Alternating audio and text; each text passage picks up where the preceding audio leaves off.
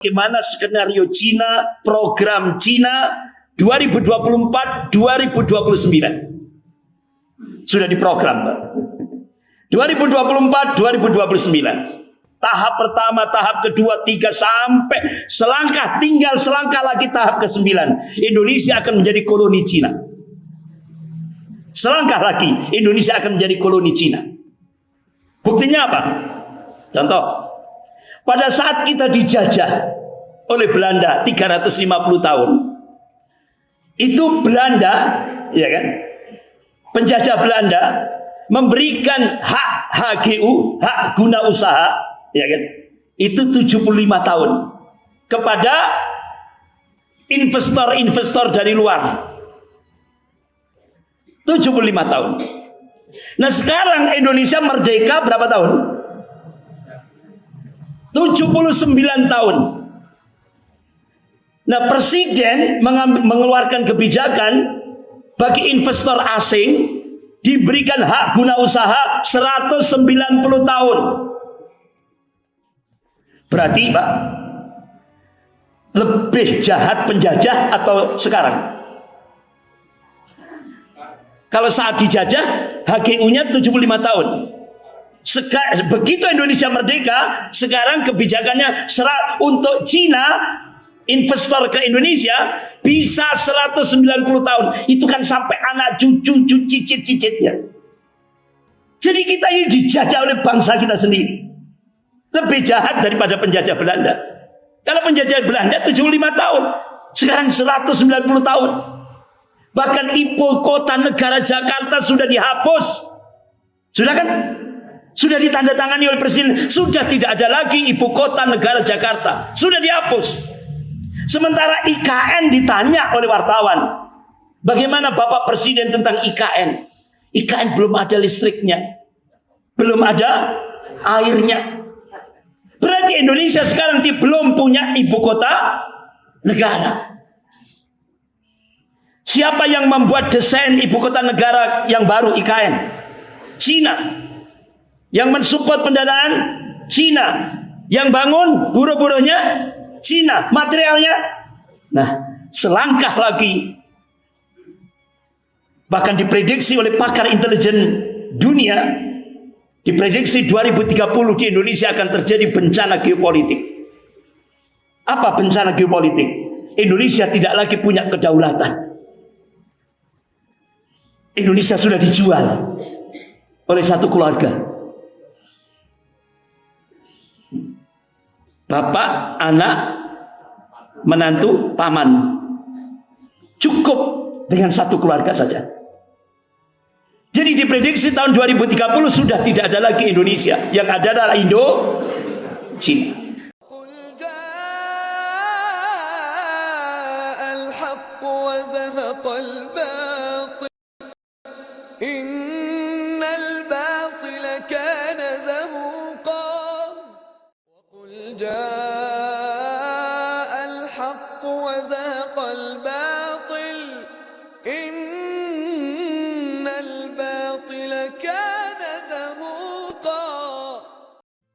Kajian kita pagi hari ini masih dalam sekitar masih wilayah Masil Ummah, problematika umat kontemporer atau kekinian.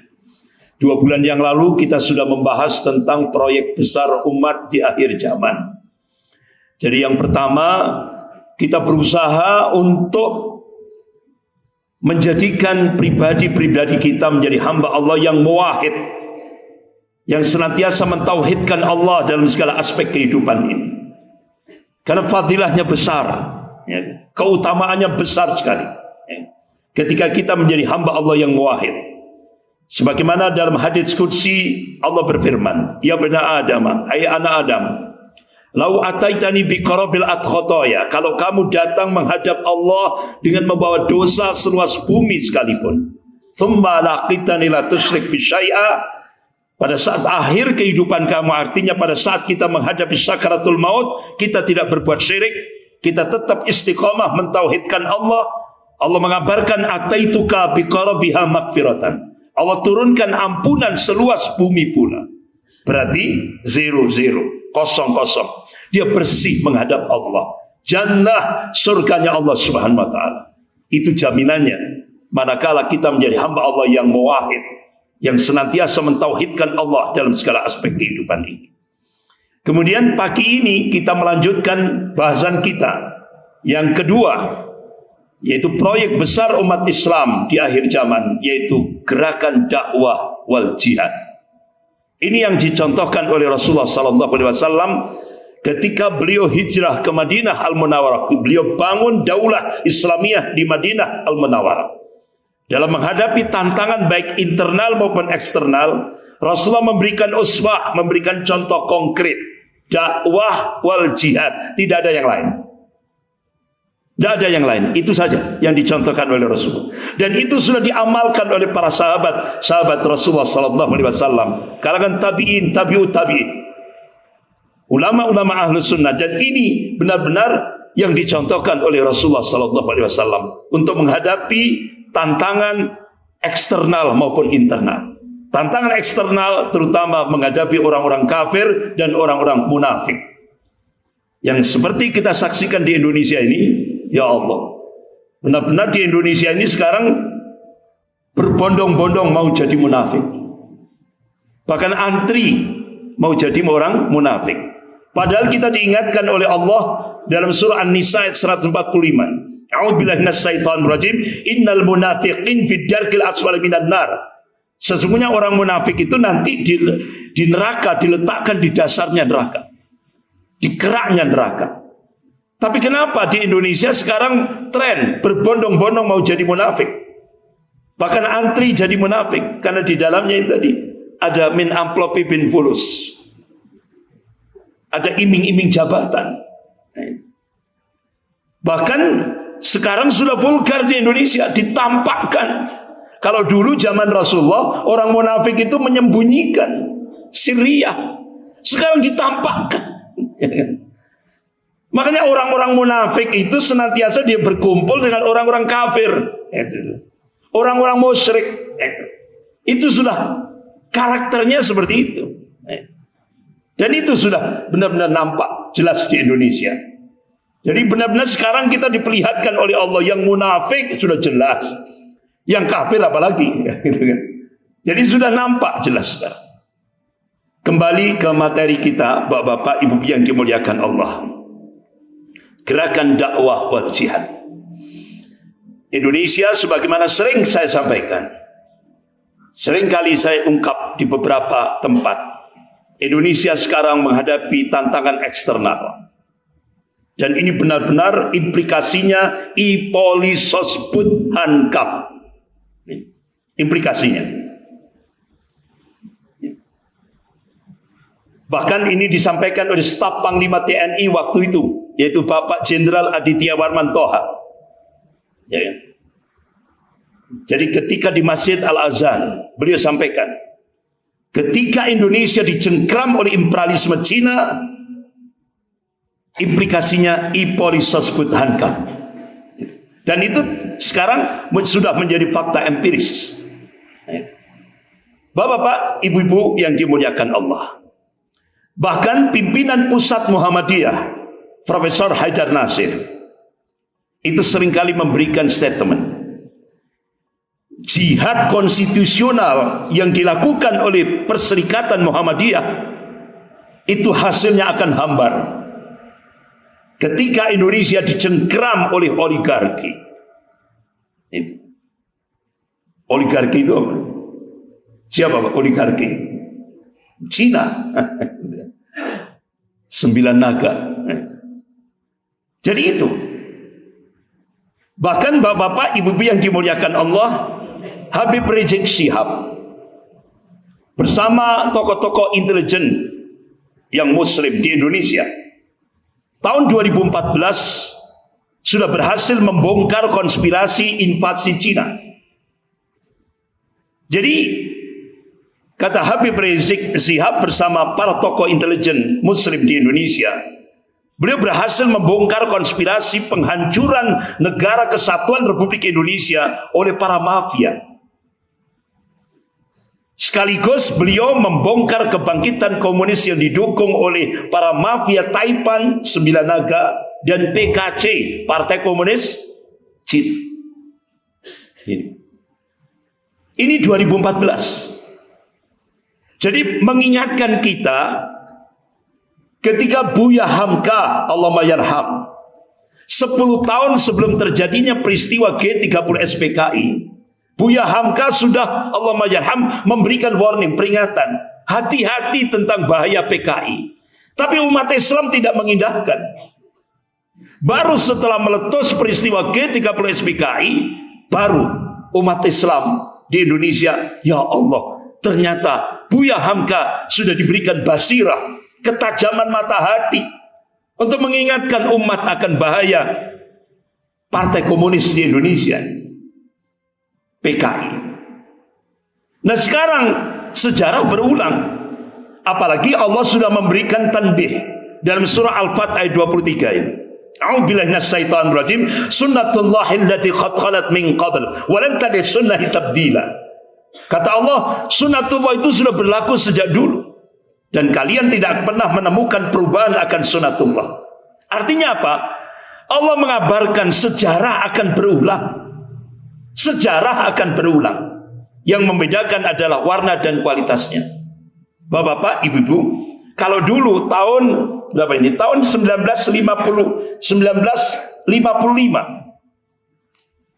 Cina kok mati, Pak? Bapak-bapak, ibu-ibu yang dimuliakan Allah. Tahun 1955 itu Cina memberikan bantuan hutang ke Indonesia. Ternyata implikasinya, dampaknya meletus setelah peristiwa G30 SPKI tahun 1965. Nah sekarang Cina, sejarah berulang. Cina memberikan bantuan hutang ke Indonesia start 2014. Ini Pak, 647 triliun. Nah sekarang berapa hutang Indonesia? 8.250 triliun. Lebih besar. Ini coba grafiknya. Besar sekali grafiknya. Bahkan diprediksi sampai akhir Presiden Jokowi itu sampai diperkirakan 10.000 triliun hutang Indonesia. Yang bayar siapa? Rakyat. Yang bayar rakyat, bukan presiden. Ya. Yang bayar rakyat. Jadi sejarah akan berulang. Bapak-bapak, ibu-ibu yang dimuliakan Allah. Oleh karena itu, apa yang dulu pernah saya sampaikan, hari Rabu 27 Mei 2015 di Auditorium FISIP Universitas Indonesia, Wakil Perdana Menteri Cina Liu Yangdong di depan akademisi dia pidato. Konsekuensi Indonesia mendapatkan bantuan hutang tahap pertama 647 triliun. Ada 2 syarat yang harus dilakukan oleh Indonesia. Yang pertama, sebagaimana termaktub dalam sebuah nota diplomatik dengan kode referensi Beijing 1448. Isinya apa? Pemerintah Cina, artinya Partai Komunis Cina, akan melakukan akselerasi, percepatan untuk menjadikan Indonesia menjadi sebuah negara sekuler. Nah, ini Pak. Nah akhirnya bapak-bapak, ibu yang dimuliakan Allah, berhasil enggak? Ini berhasil. Seluruh sekarang kehidupan sekuler sudah menjadi fakta empiris di seluruh Indonesia. Syarat yang kedua, 10 juta rakyat Cina daratan wajib masuk ke Indonesia. Sudah? Sudah sampai tahun 2020. April 2022 tahap kedua, rakyat Cina daratan wajib masuk lagi 50 juta. Nah, kira-kira orang-orang Cina daratan ini balik enggak? Nggak akan balik. Bahkan Kepala BIN, Badan Intelijen Negara, Jenderal Sutioso, mantan yang terakhir menjabat Gubernur DKI. Beliau dulu Kepala BIN. Beliau menyatakan, mereka tidak akan balik. Artinya apa? Indonesia akan dijadikan Palestina kedua. Itu. Kita disuruh cepat, ayo rakyat ini cepat sadar. Jangan sampai nggak sadar-sadar. Coba syarat pertama kehidupan sekuler. Yang beberapa waktu yang lalu sudah saya sampaikan, saya ringkas saja. Tata sosial kita diarahkan pada individualistik. Budaya kita hedonis, masa bodoh terhadap aturan syariat. Coba sekarang, bahasanya elegan, Bang. Umat Islam disuruh mendukung kearifan budaya lokal. Ya kan? Akhirnya sekarang di seluruh Indonesia termasuk di Malang ada acara sesajen dan 1000 dupa, ogoh-ogoh, bersih desa, sedekah bumi, larung laut. Ini kan budaya-budaya syirik. Ini budaya sekuler, kita dipaksa. Sampai akhirnya anak-anak disibukkan dengan game online. Ya, yang dewasa disibukkan dengan judi online. Yang orang tuanya disibukkan dengan pinjaman online. Ini budaya sekuleristik. Masa bodoh terhadap aturan syariat. Coba apa? Ini negara kafir. Contoh Singapura, itu kan negara kafir. Itu kalau ada warga negara yang melakukan judi, ikut judi online, langsung kena denda 5.000 US dollar atau penjara 1 tahun. Malaysia, orang kalau ikut judi online langsung kena denda 3.000 ringgit atau penjara 1 tahun. Indonesia, orang yang ikut judi online dikasih bantuan sosial oleh pemerintah. Berarti rakyat ini wajib ikut judi online. Ini masa bodoh, ini budaya sekuler, Pak. Hedonis, masa bodoh terhadap aturan syariat. Jadi di Indonesia yang mayoritas umat Islam kalau ikut judi online dikasih bantuan sosial oleh pemerintah resmi. Astagfirullah. Ini sudah terjadi. Pendidikannya materialistik. Sudah. Jarang ada lembaga pendidikan yang mengajak untuk al-khauf minallah, takut kepada Allah. Tapi kita diarahkan pada pendidikan materialistik. Politiknya oportunis. Nah itu sudah nampak di mana-mana. Bahkan sampai sudah dalam tingkat yang apa? Segala macam cara. Yang penting dapat kekuasaan. Segala macam cara. Curang pun dilakukan. Kotor. Ini politik oportunis. Kemudian ekonominya kapitalistik. Nah, ekonomi kapitalistik itu bukan terus akhirnya rakyat jadi beban negara, bukan. Ekonomi kapitalistik itu negara jadi bebannya rakyat, benar? Itu sistem kapitalis, ekonomi kapitalistik. Jadi negara itu jadi bebannya rakyat, Pak. Jadi pejabatnya berfoya-foya dengan korupsi, rakyatnya yang nanggung. Benar enggak? Ini terjadi. Inilah kehidupan ekonomi kapitalistik, kehidupan sekuler yang dipaksakan di Indonesia. Agamanya sinkritistik. Bahkan tidak tanggung-tanggung yang mensosialisasikan Menteri Agama. Umat Islam dimohon menerima agama baru. Apa? Pluralisme agama. Satu keyakinan yang menganggap semua agama sama. Umat Islam dimohon oleh Menteri Agama menerima salam lintas agama, salam pluralisme agama. Akhirnya ulama-ulama garis lurus se-Indonesia mengadakan istimewa ulama se-Indonesia, mengeluarkan fatwa pluralisme agama, salam pluralisme agama haram. Tegas Pak ulama. Tapi Menteri Agama ditambah lagi didukung oleh yaitu Kepala Dewan Pembina Dewan Pembinaan Ideologi Pancasila Profesor Yudian Wahyudi menyatakan tidak haram. Jadi sekarang ini umat Islam disuruh milih ulama atau milih Menteri Agama. Padahal sudah jelas-jelas ini kalau kita terima salam pluralisme agama. Pluralisme agama itu jumhur ulama Ahlus Sunnah wal Jamaah sudah sepakat itu masuk nawaqidul Islam. Batal syahadat kita, gugur iman kita. Jadi benar-benar akidah kita diuji oleh Allah Subhanahu wa taala di tengah-tengah kehidupan sekuler ini. Oleh karena itu Bapak-bapak, Ibu yang dimuliakan Allah, bagaimana solusinya? Ayo kita awali dari masjid. Masjid Ki Ageng Gripik. Kita jadikan pusat untuk membangun kuatul ummah, kekuatan umat. Ditopang oleh Usratul Islamiyah, keluarga-keluarga muslim. Ditopang oleh lembaga-lembaga pendidikan Islam atau pesantren. Nah, 3 komponen ini harus berjalan sinergi, saling topang menopang, saling ta'awun, tolong menolong untuk mewujudkan kehidupan Islami yang berdasarkan syariat Islam.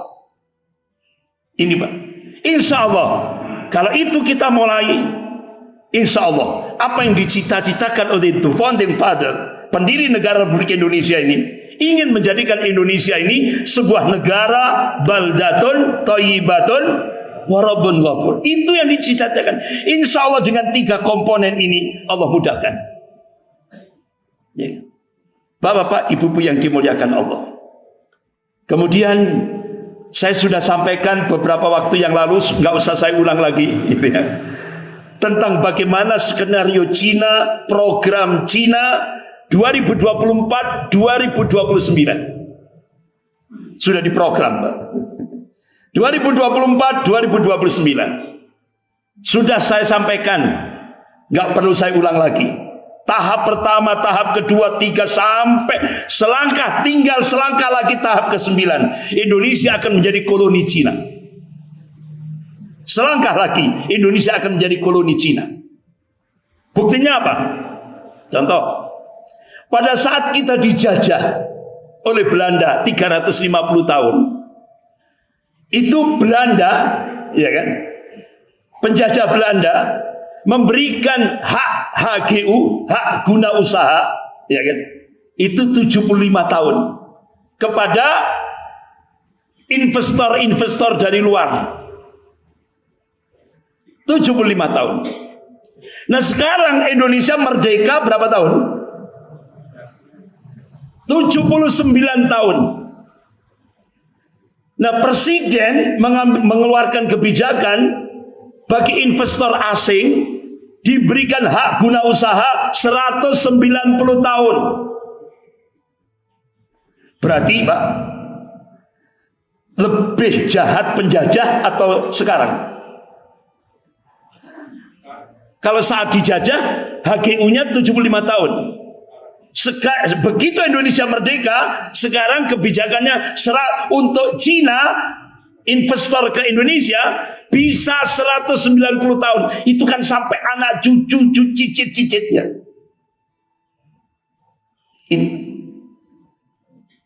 Berarti lebih jahat daripada penjajah. Makanya Bung Karno itu pernah memberikan statement, kalau kami dulu melawan penjajah, tapi kalian nanti akan melawan bangsamu sendiri. Benar? Itu. Jadi kita ini dijajah oleh bangsa kita sendiri.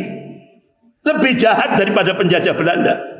Kalau penjajah Belanda 75 tahun, sekarang 190 tahun. Bahkan ibu kota negara Jakarta sudah dihapus. Sudah kan? Sudah ditandatangani oleh presiden. Sudah tidak ada lagi ibu kota negara Jakarta. Sudah dihapus. Sementara IKN ditanya oleh wartawan, bagaimana Bapak Presiden tentang IKN? IKN belum ada listriknya, belum ada airnya.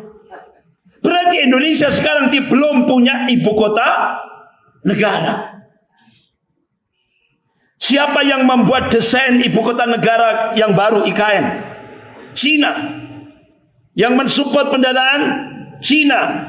Yang bangun buruh-buruhnya? Cina. Materialnya? Nah, selangkah lagi, bahkan diprediksi oleh pakar intelijen dunia, diprediksi 2030 di Indonesia akan terjadi bencana geopolitik. Apa bencana geopolitik? Indonesia tidak lagi punya kedaulatan. Indonesia sudah dijual oleh satu keluarga. Bapak, anak, menantu, paman. Cukup dengan satu keluarga saja. Jadi diprediksi tahun 2030 sudah tidak ada lagi Indonesia. Yang ada adalah Cina. Bapak-bapak, ibu-ibu yang dimuliakan Allah. Bulan Januari 2019, saya diterima oleh Habib Rizik Syihab di di tempat kediaman beliau di Mekah Al-Mukarramah. Saat beliau mengasingkan. Karena apa? Karena upaya pembunuhan terhadap Habib Rizik Syihab sebelum beliau ngungsi, sebelum beliau mengasingkan diri di Mekah, itu sudah 11 kali. Upaya pembunuhan terhadap Habib Rizik Syihab itu sudah 11 kali. Sehingga akhirnya pakar-pakar, tokoh-tokoh intelijen muslim di Indonesia minta Habib Rizik. Habib ini adalah aset umat Islam di Indonesia. Oleh karena itu jangan sampai mati konyol. Akhirnya beliau hijrah ke Mekah. Dan Masya Allah diterima oleh pemerintah Saudi. Bahkan dimuliakan oleh pemerintah Saudi.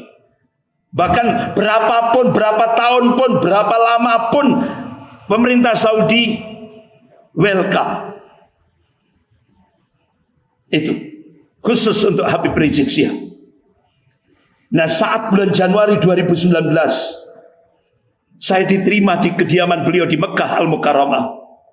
Beliau menyampaikan, Ustadz Andri, sebelum antum ke sini ada 2 petinggi negara datang ke Jeddah, ke Mekah.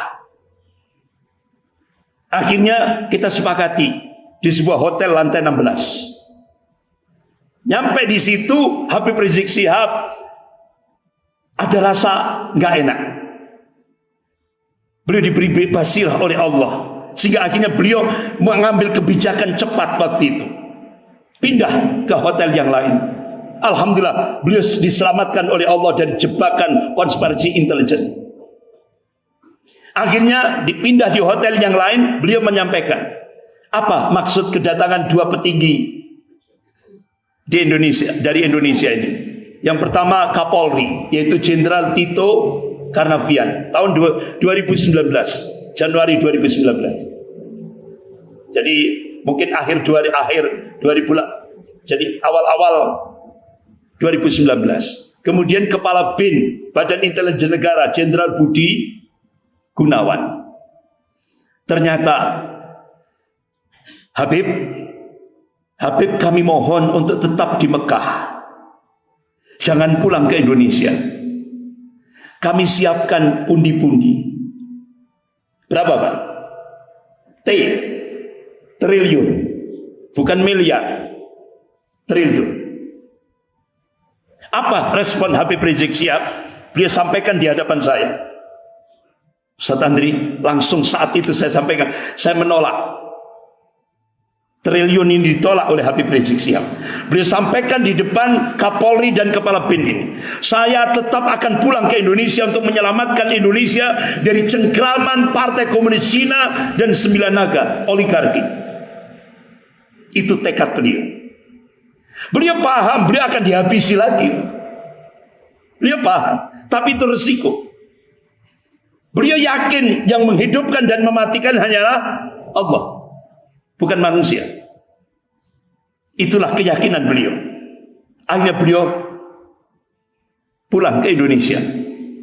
Sampai akhirnya beliau dijebakkan. Upaya pembunuhan yang ke-12. Ketika beliau berada di pondok pesantren Megamendung. Di Megamendung, pondok pesantren beliau, Bogor. Ternyata beliau akan dibunuh pakai pesawat drone. Alhamdulillah, pengawal Habib Rizik Syihab sikap. 3 intel bisa ditangkap. Jadi 2 intel dari Jawa Tengah dan 1 intel dari Jakarta. Dari BIN, anggota Badan Intelijen Negara. Dan pesawat drone-nya berhasil disita. Alhamdulillah, Allah selamatkan dari upaya pembunuhan ke-12. Ternyata tidak berhenti di situ. Upaya pembunuhan yang ke-13. Ketika Habib Rizik Syihab akan memberikan kuliah subuh, beliau ajak menantu, anak, cucu, semuanya, istri diajak semuanya. Tidak tahunya di jalan tol Cikampek, ya kan? Beliau akan dibunuh, upaya pembunuhan ke-13. Yang ternyata akhirnya terbongkar, orang-orangnya Jenderal Sambo. Ya kan? Akhirnya alhamdulillah pengawal Habib Rizik Syihab berhasil menghadang. Kejar-kejaran itu di tol Cikampek, kejar-kejaran mobil. Seperti main film itu, Pak. Kejar-kejaran luar biasa, ngeri itu, Pak. Sehingga akhirnya alhamdulillah berhasil menghadang, dan akhirnya yang dibunuh justru pengawal Habib Rizik. 6 pengawal Habib Rizik. Transit di sebuah villa, disiksa dengan cara-cara sangat biadab. Dan 6 pengawal Habib Rizik ditembak dalam jarak dekat, jebol semuanya. Ngeri. Itu upaya pembunuhan ke-13. Bapak-bapak, ibu yang dimuliakan Allah, nggak usah saya lanjutkan, masuk materi lagi. Nah, kenapa Habib Rizik Syihab? Karena beliau sangat cinta NKRI. Apalagi Habib Rizik Syihab ini tesisnya itu Pancasila. Itu tesisnya, program pasca sarjana beliau ambil di Malaysia, itu pasal Pancasila. Makanya beliau satu-satunya orang yang masih punya dokumentasi tentang perdebatan di Badan Usaha Penyelidik Persiapan Kemerdekaan Indonesia BPUPKI. Itu Habib Rizik Syihab, tentang bagaimana sampai proses menjadi dasar negara itu. Ya kan? Itu Habib Rizik punya. Tapi ternyata sekarang di dokumen, apa itu kalau di kalau dokumen negara itu apa namanya? Map arsip negara. Itu sudah tidak ada lagi, Pak. Hilang. Itu sejarah bagaimana proses di Badan Usaha Penyelidik Persiapan itu dihilangkan, sengaja dihilangkan. Tapi alhamdulillah Habib Rizik Syihab masih menyimpan kopiannya. Ini jahat. Jadi Habib Rizik Syihab ini sangat khawatir apakah Indonesia nanti seperti Tibet. Karena kronologisnya sama dengan di Indonesia.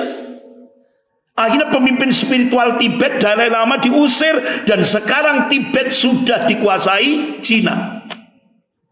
Tidak ada lagi Tibet, sudah dikuasai Cina. Bahkan Habib Rizik Syihab khawatir apakah Indonesia nanti akan seperti Angola. Angola itu satu negara di kawasan Afrika yang miskin. Ternyata kronologisnya sama dengan Indonesia. Dibantu hutang oleh Cina, dibangun infrastrukturnya semuanya dari Cina, buruh-buruhnya dari Cina, materialnya dari Cina. Ternyata Cina melakukan intervensi ke parlemen Angola. Apa permintaan Cina? Mengharamkan Islam di Angola. Akhirnya ribuan masjid dihancurkan, madrasah dihancurkan. Bahkan umat Islam sampai sholat di jalan itu pun ditembak. Apakah nanti Indonesia seperti ini? Itu yang dikhawatirkan oleh Habib Rizik Syihab. Karena kita menghadapi Partai Komunis Cina. Bahkan Habib Rizik Syihab melontarkan sebuah statement di media.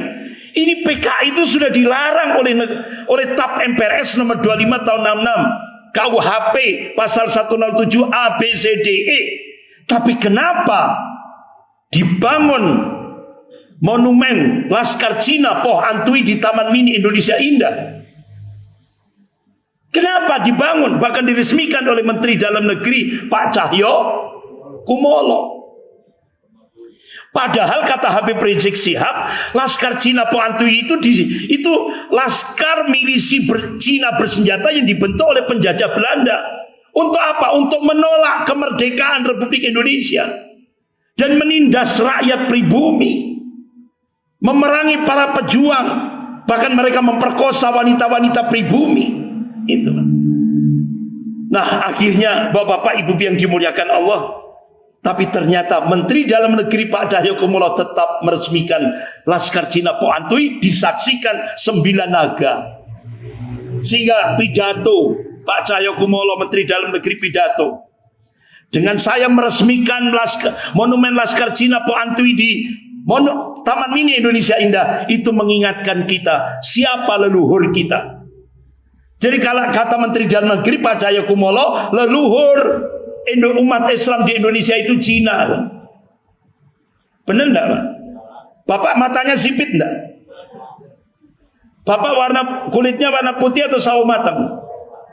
Sawo matang.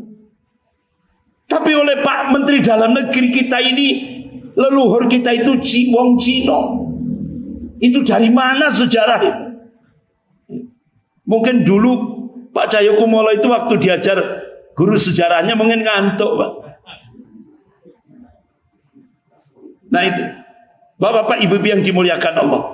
Bahkan Habib Rizik Syihab curhat ketika ada rombongan umroh ke Mekah, ke kediaman beliau. Beliau curhat, pasca aksi 212 tahun 2016, ada seorang jenderal datang ke tempat beliau. Dia memuji-muji negara Cina. Dia puji-puji setinggi langit. Akhirnya Habib Rizik Syihab mau diajak untuk rekreasi ke Cina, untuk lihat-lihat tamasya ke Cina.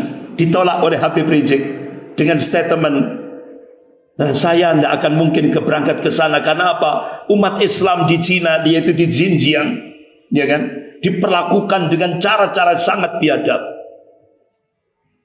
Bahkan sampai Bapak-bapak, Ibu-ibu yang dimuliakan Allah, ada 60 calon jenderal Polri itu sudah PKN-nya di Partai Komunis Cina di Beijing. Jadi 60 calon jenderal Polri itu sudah dididik di Cina. Berarti kan ke depan ini kan cengkraman Cina itu kan sangat luar biasa.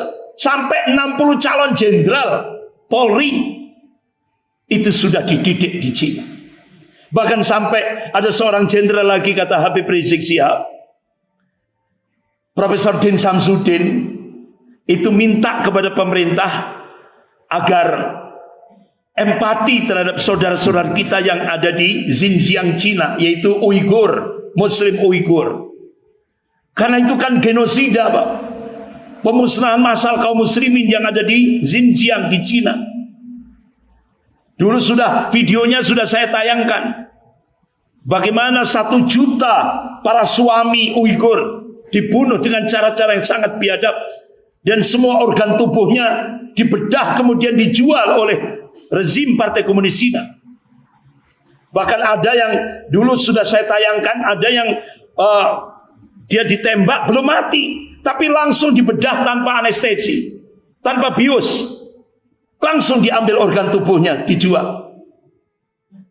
Inilah biadabnya Cina. Tapi ternyata respon dari pemerintah waktu itu disampaikan oleh Pak Luhut bin Sarpanjaitan. Jawaban Pak Luhut apa? Indonesia bisa apa? Karena Indonesia sangat bergantung dengan Cina sekarang.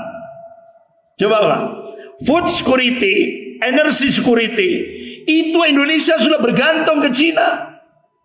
Jadi ketahanan pangan, ketahanan energi, Indonesia sudah bergantung. Apalagi Pak Luhut sudah mengumumkan Indonesia akan meminta 1.000 petani dari Cina. Dan Indonesia menyiapkan 1 juta hektar untuk 1.000 petani Cina. Tujuannya apa? Supaya kekuatan pangan Indonesia bergantung kepada Cina. Itu sudah terjadi. Bahkan Bapak-bapak, Ibu yang dimuliakan Allah, Sampai-sampai waktu itu Menhannya, Menteri Pertahanannya Pak Jenderal Ryamizat Riyakudu sebelum Pak Prabowo. Jadi waktu itu Menteri Pertahanannya Pak Jenderal Purnawirawan Ryamizat Riyakudu. Beliau memberikan statement, pengikut PKI silakan keluar dari NKRI. Bahkan Pangkostrat Bapak Letnan Jenderal TNI Edi Rahmayadi, PKI tidak boleh hidup di NKRI. Akhirnya Habib Rizik Syihab menimpali. Bagaimana Panglima TNI dan para kepala staf setiap angkatan? Halo, gitu ya kan? Bagaimana Kapolri, para Kapolda di tiap daerah? Dari apa yang disampaikan oleh Menteri Pertahanan waktu itu, Bapak Jenderal Purnawirawan Ryamizat Riyakudu, ternyata responnya sangat. Akhirnya Bapak-bapak, Ibu-ibu yang dimuliakan Allah, terjadilah simposium tandingan. Terjadilah simposium tandingan. Jadi Pak Luhut bin Sarpanjaitan mengadakan simposium PKI di Hotel Arya Duta Jakarta. Hasilnya apa?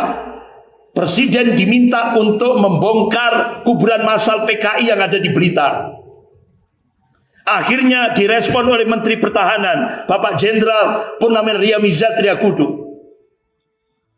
Satu-satunya menteri yang menolak perintah presiden itu adalah Menteri Pertahanan Jenderal Purnawirawan Ryamizat Riyakudu, menolak pembongkaran kuburan massal PKI yang ada di Blitar. Ditolak oleh beliau. Itu baru terjadi, Pak. Satu-satunya menteri yang menolak perintah presiden itu yaitu Jenderal Purnawirawan Ryamizat Riyakudu. Kenapa? Jawaban beliau, kalau kami bongkar, otomatis umat Islam yang ribuan umat Islam jadi korban, termasuk 6 jenderal TNI dan 1 perwira. Itu kalau ya harus dibongkar juga, ya kan? Dan itu akan melahirkan konflik horizontal. Itu yang ditakutkan oleh Menteri Pertahanan waktu itu, Jenderal Purnawirawan Ryamizat Riyakudu. Sehingga akhirnya Jenderal Ryamizat Riyakudu bersama Panglima TNI, yaitu Jenderal Gatot Nurmantio, mengadakan simposium tandingan. Di mana? Di Balai Kartini, tanggal 2 Juni 2016. Siapa yang diminta untuk menyampaikan bagaimana kebangkitan komunis? Yaitu Habib Rizik Syihab. Diminta oleh Jenderal Ryamizat Riyakudu dan Panglima TNI Jenderal Gatot Nurmantio untuk menyampaikan tentang 30 indikasi kebangkitan komunis di Indonesia pasca Mei 98. Ini fakta ini. Bahkan saya dapat undangan waktu itu. Ini fakta. Bapak-bapak, Ibu-ibu yang dimuliakan Allah. Sehingga akhirnya Habib Rizik Syihab berteriak keras, stop PKI. Ini kita harus serius, Pak. Jangan sampai kita dialihkan oleh hal-hal yang, soalnya apa, Bapak-bapak, Ibu-ibu yang dimuliakan Allah, dulu sudah pernah saya sampaikan di Masjid Ki Ageng Kripik. Ketika saya diundang di Jakarta, di dalam saya bertemu dengan yaitu mantan Kasat, yaitu Bapak Jenderal Purnawirawan Tiasno Sudarto. Kemudian mantan Danjen Kopassus, yaitu Bapak Jenderal Purnawirawan Sunarko. Kemudian Bapak Jenderal Purnawirawan Soeharto, mantan Komandan Marinir. Dan beberapa jenderal-jenderal Angkatan Darat. Termasuk juga Bapak Kolonel Purnawirawan siapa itu? Yang di Jawa Barat itu, yang Sugeng Waras itu berada di sebelah kanan saya. Jadi waktu itu saya diberi info, Ustadz, sekarang di Indonesia sudah terjadi 3 perang sekaligus. Apa? Yang pertama perang asimetris, yang tadi sudah saya sampaikan. Tadi sudah saya sampaikan tahap-tahapnya mulai 2024-2029. Sudah saya sampaikan. Kemudian yang kedua perang proxy war. Artinya boneka. Lewat pengkhianat bangsa. Imperialisme Cina ini mencengkeram Indonesia. Jadi ternyata di Indonesia pengkhianatnya lebih banyak daripada penyelamatnya. Yang ketiga perang Neo-Cortex war. Perang narasi. Tujuannya untuk melemahkan umat Islam. Siapa yang dijadikan garda terdepan? Kalau dulu Panji Gumilang, Pondok Pesantren Az-Zaitun, ya. tiba-tiba sekarang sudah bebas. Dari kapan sidangnya? Kapan tiba-tiba sudah bebas? Itu dia dijadikan garda depan untuk perang Neo-Cortex War. Kemudian pada saat Panji Gumilang masih ngilang, itu yang dijadikan garda terdepan untuk perang Neo-Cortex War, perang narasi itu Gufron, yang mengaku bisa bahasa semut, bahkan bisa berinteraksi dengan malaikat. Bahkan kalau malaikatnya tidak mau nurunkan hujan, dia akan ngejar sampai ke langit. Jadi dia bisa terbang ke langit. Gufron. Nah, saya diberitahu Gufron itu katanya dari Dampit. Dari Dampit, Pak. Jadi di backup oleh media. Di backup oleh media.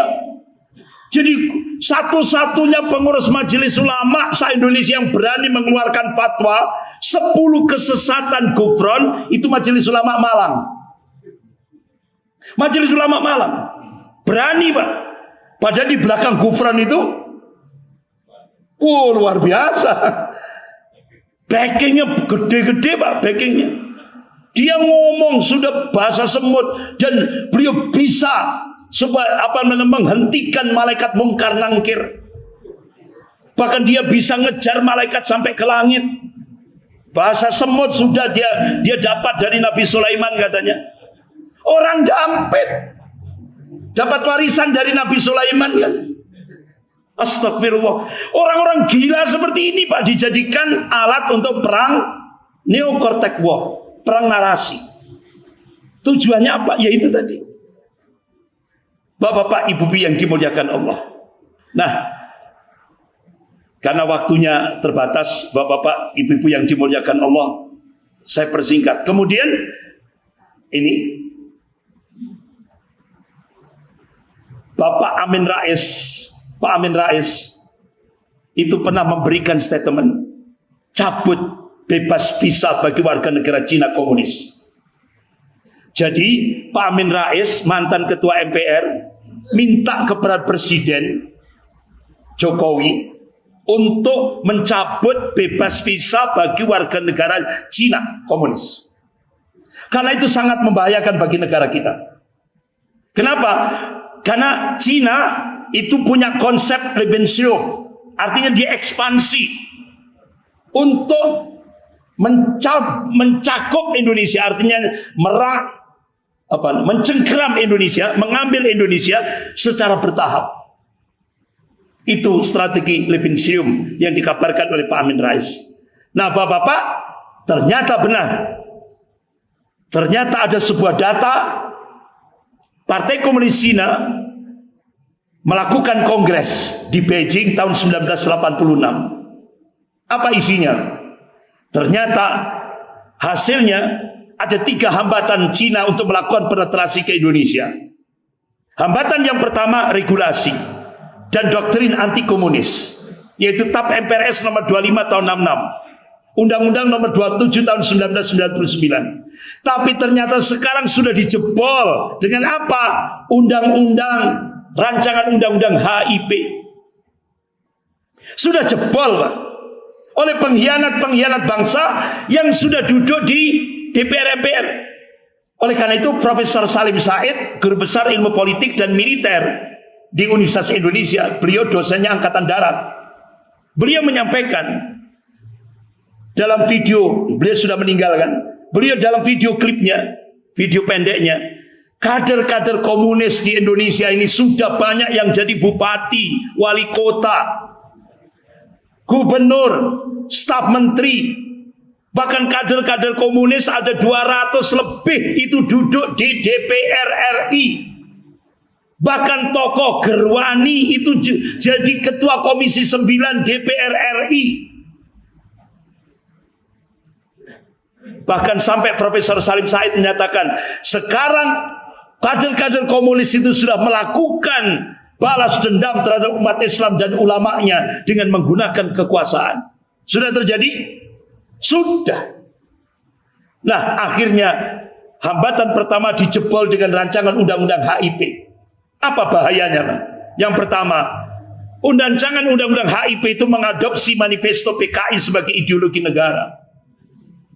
Yang kedua, menurunkan derajat Pancasila dari inti Undang-Undang Dasar 45 menjadi sekelas undang-undang biasa.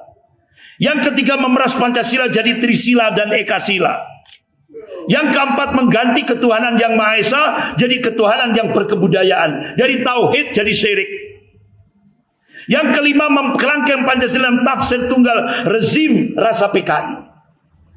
Nah, Bapak-bapak, Ibu yang dimuliakan Allah, ini jejak rekam jejaknya Neo PKI menuju rancangan undang-undang HIP.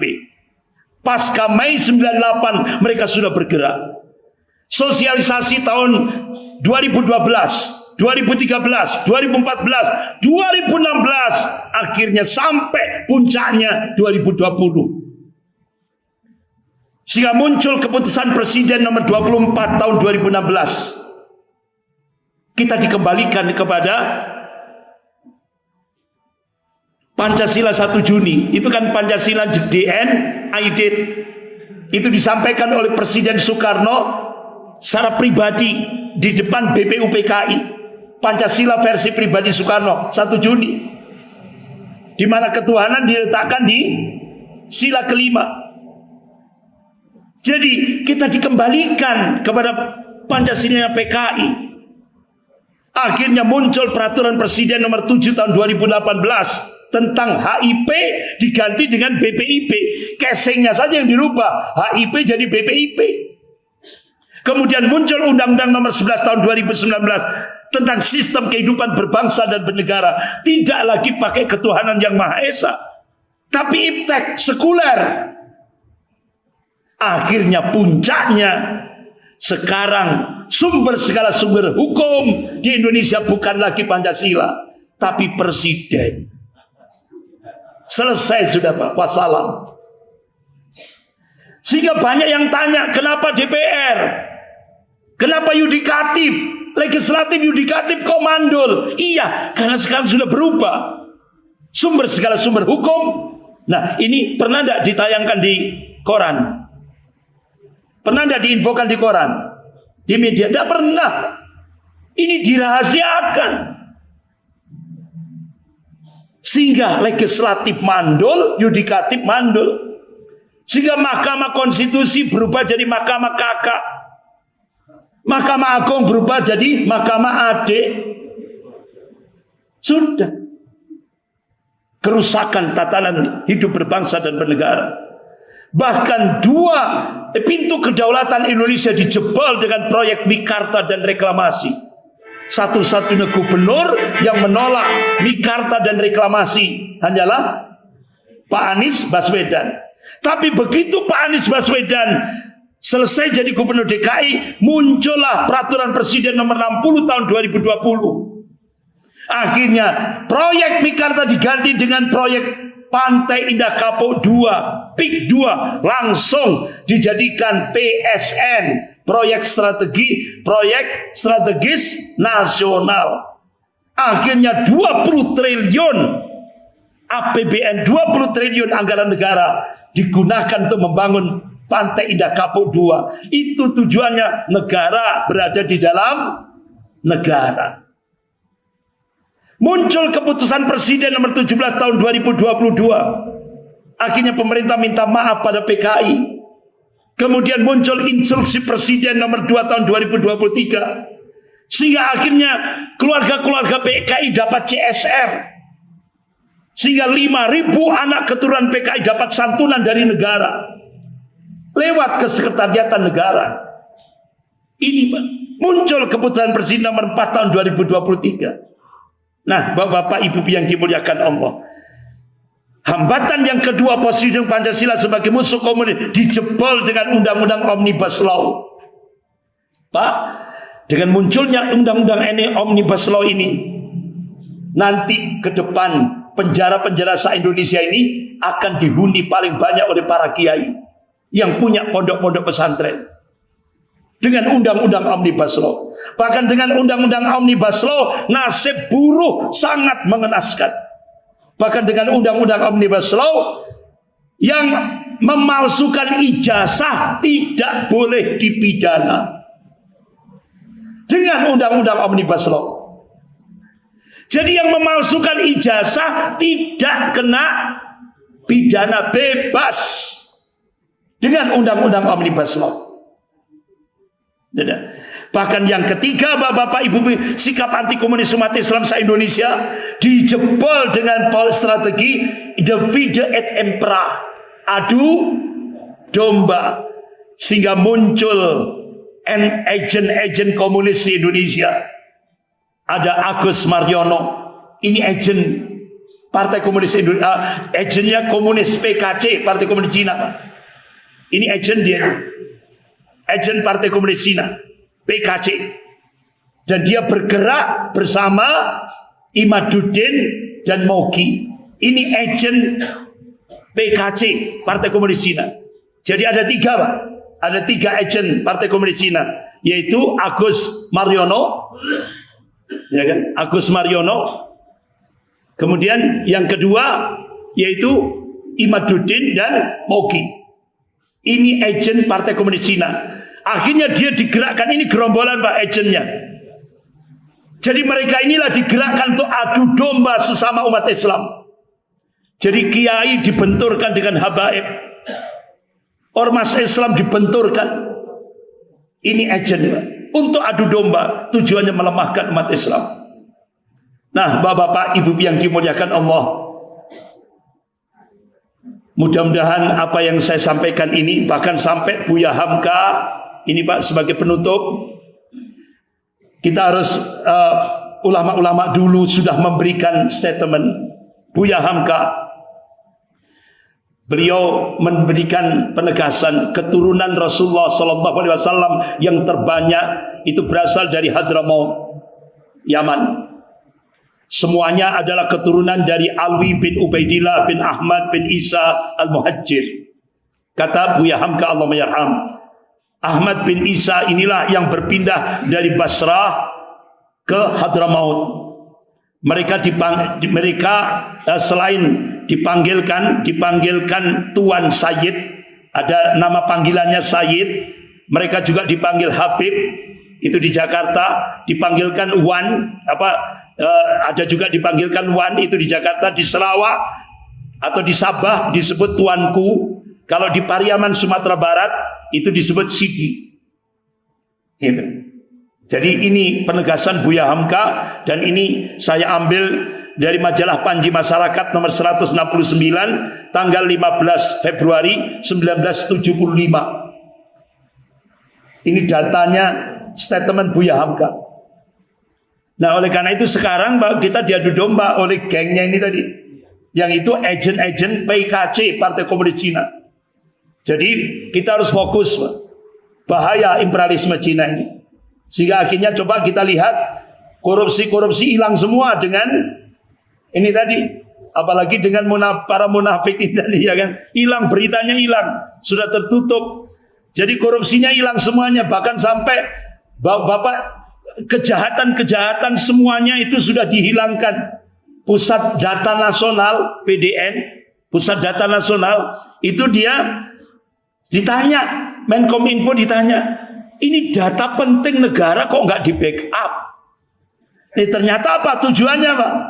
Dia pinjam hacker untuk menghapus kejahatan selama ini 10 tahun, kejahatan itu dihapus supaya nanti selesai turun aman. Bahkan berkas-berkas yang ada di Kejaksaan Agung dibakar, berkas-berkas yang ada di Barreskrim dibakar, supaya nanti setelah lengser aman. Ya ini loh. Makanya kita disuruh ikra, baca realitas kehidupan ini. Bapak Ibu yang dimuliakan Allah, insya Allah lanjut bulan depan. Jadi belum ada solusi ini, ya kan? Lanjut bulan depan, insya Allah kita lanjutkan bulan depan. Gerakan dakwah wal jihad ini harus kita gerakkan untuk menyelamatkan negara kesatuan Republik Indonesia ini. Sekian, kita akhiri dengan doa kafarat majelis. Subhanakallahumma wa bihamdika asyhadu an la ilaha illa anta astaghfiruka wa atubu ilaik. Wabillahi taufiq wal hidayah. Wassalamualaikum warahmatullahi wabarakatuh.